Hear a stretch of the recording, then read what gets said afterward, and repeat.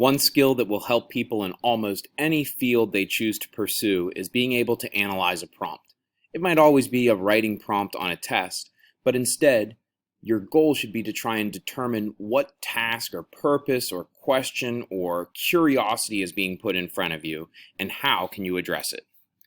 In this case, we're looking for students to be able to think about how they can understand a formal writing prompt. Hopefully, you said, the best answer is to read it closely and then mark it up. Remember that actions partnered with thoughts can be most effective. So when you're thinking about the 5 elements of a prompt, what was it that we looked at earlier in the year to try and really understand what's being asked of us? If you could remember, it's the audience, the form, the type, the purpose, and the topic, you're in good shape, especially if you can remember the fat P that we talked about back then. In this particular case, when we're looking at our prompt, you should have been able to go through and mark this up. It would have looked something maybe like this.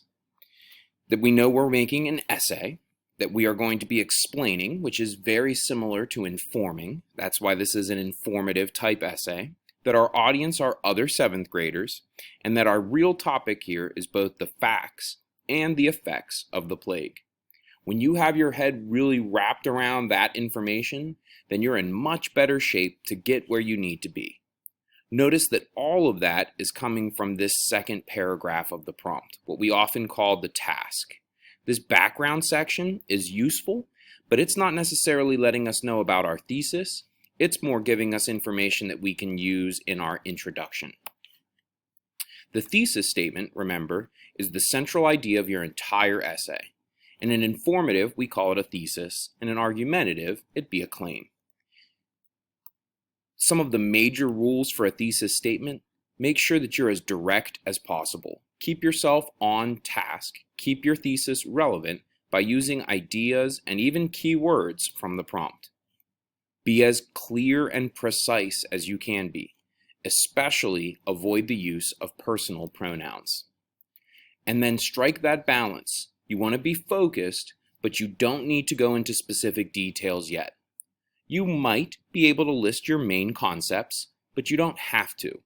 In this case, you're probably going to want to make clear that we're talking about the facts of the Black Death and its effects, but you don't need to actually identify what those big specifics are just yet.